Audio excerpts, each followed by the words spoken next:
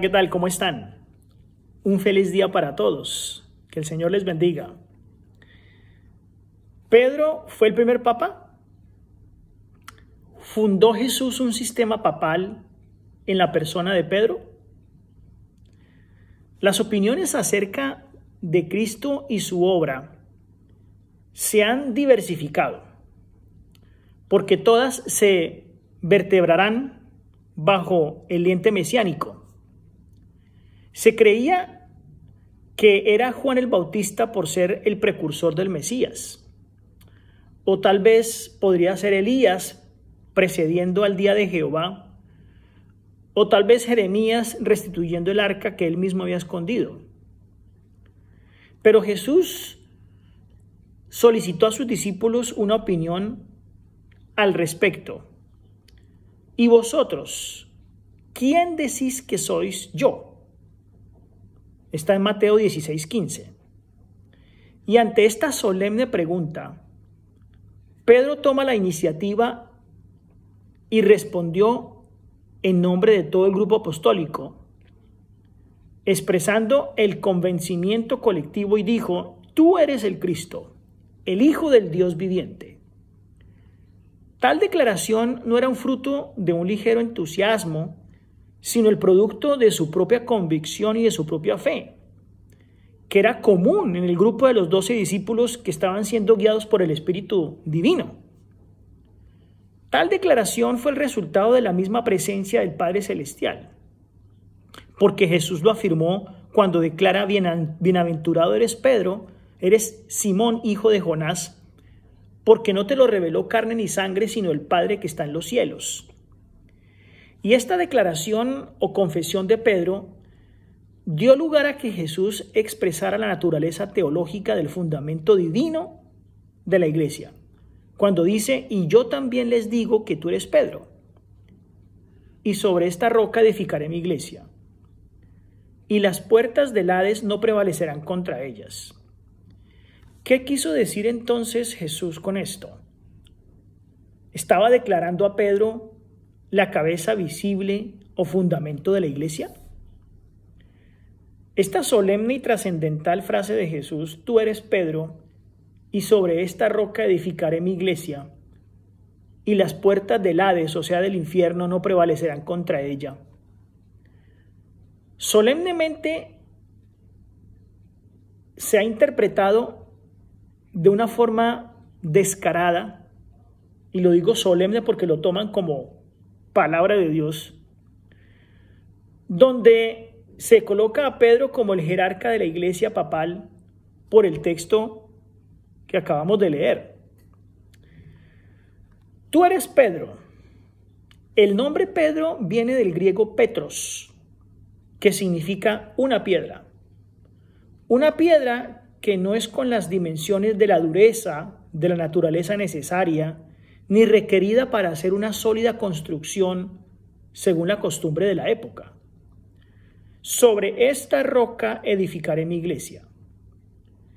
Si Petros o Pedro significa una piedra, roca viene del griego Petra, que significa un gran peñasco o una cima rocosa fuerte, una porción muy sólida, fija, inamovible, duradera, permanente.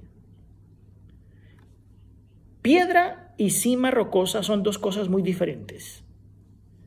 Pedro, que es Petros en griego, era una piedra frágil, que eso es lo que significa Petros, que es sujeto a variaciones.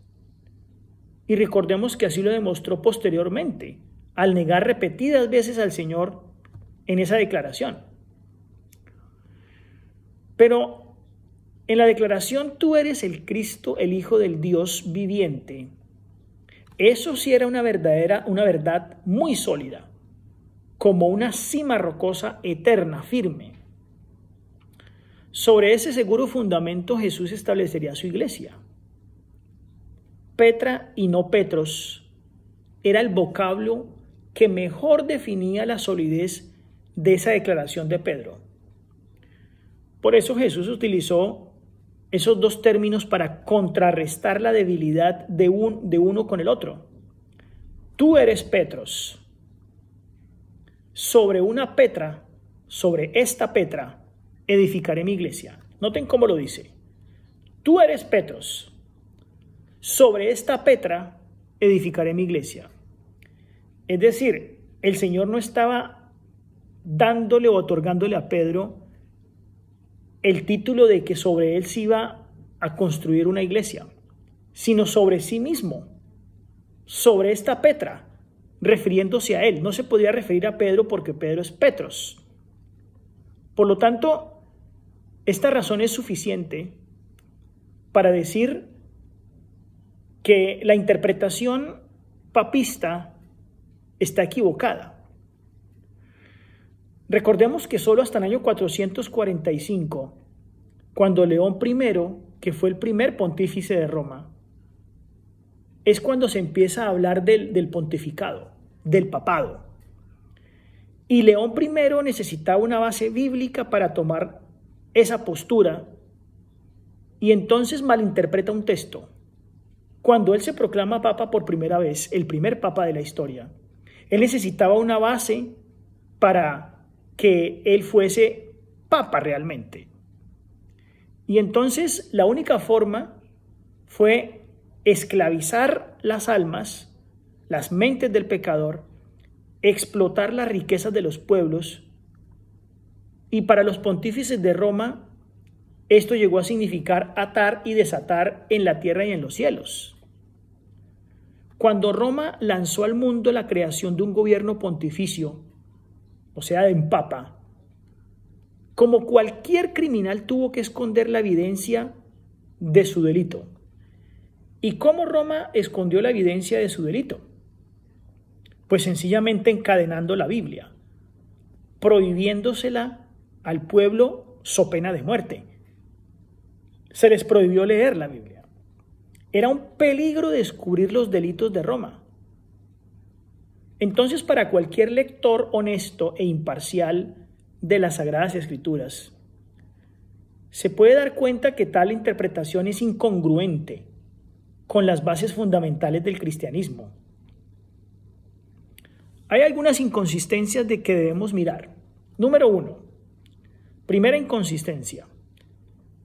Si el Señor puso a Pedro como la cabeza de la iglesia, ¿por qué los otros discípulos y la misma iglesia en pleno no lo aceptaron? ¿Por qué el cristianismo por más de 400 años hasta antes de León I no aceptó a Pedro ni lo puso nunca como cabeza de la iglesia? Segunda inconsistencia. Si Jesús fue claro y transparente al poner a Pedro como la cabeza de la iglesia, ¿por qué los otros discípulos no lo entendieron instantáneamente y con frecuencia se disputaban el primer lugar? Eso está en Mateo 18:1, en Marcos 9:33 al 35 y en Lucas 22 al 24. Tercera inconsistencia. Si Jesús designó a Pedro como su sucesor o como el pontífice de la iglesia, ¿por qué fue Santiago Jacobo, y no Pedro quien hizo las solemnes conclusiones del primer concilio cristiano de la historia en Jerusalén y tomó el voto general de esa asamblea? Si ustedes leen en Hechos el capítulo 15 del 6 al 33, quien toma la palabra, quien la preside, quien saca conclusiones es Jacobo, no Pedro. En el año 48 de la era cristiana, cuando se celebró el primer concilio de la iglesia, ninguno de los apóstoles consideró a Pedro el jefe supremo de la iglesia. En ese concilio urgente y delicado, tampoco Pablo se destacó como el primer líder. Fue el apóstol Santiago quien, gozando de gran autoridad, tomó la dirección y sirvió de moderador e hizo las conclusiones y dictó la sentencia. Cuarta inconsistencia. Es supremamente importante que todavía en el año 63, algo más de medio siglo, cuando se terminó de redactar el trascendental libro Hechos de los Apóstoles, todavía no hay ni siquiera una sola mención de Pedro como la cabeza de la iglesia o como el sucesor visible de Jesucristo. Y no fue porque el mismo Pedro escribió este libro y por discreción no se autodestacó. Dios quiso que fuera Lucas el que escribiera este libro. Si en realidad era Pedro el primer papa, sin duda San Lucas lo hubiera resaltado. Era la mejor oportunidad. En este libro se hizo un exhaustivo análisis de los hechos de los apóstoles. Y Lucas hace un recuento objetivo y no personal, por ser un gentil y no judío. De ahí su importante apreciación. Quinta incongruencia. Si Jesús realmente colocó a Pedro como la cabeza de la iglesia, ¿por qué ni Marcos, ni Lucas, ni Juan en sus evangelios registraron este hecho tan trascendental? Es más, ¿por qué ni el mismo Pedro hace mención de este asunto? Notemos entonces la importancia. La creación de este sistema clero pontificado o católico no es una cosa sino copia exacta del paganismo babilónico, egipcio y grecorromano, donde se emula de tener un personaje de la tierra como el sumo pontífice o como el gran líder. Así entonces podemos decir que cuando el Señor se refirió a esta Petra, se refería a él mismo. Y cuando dijo piedra, Petros, a Pedro, se refería como alguien que no tenía la fortaleza ni el carácter necesario, como alguien muy débil. Tú eres Petros. Sobre esta Petra, refiriéndose a sí mismo, edificaré mi iglesia. Que el Señor les bendiga.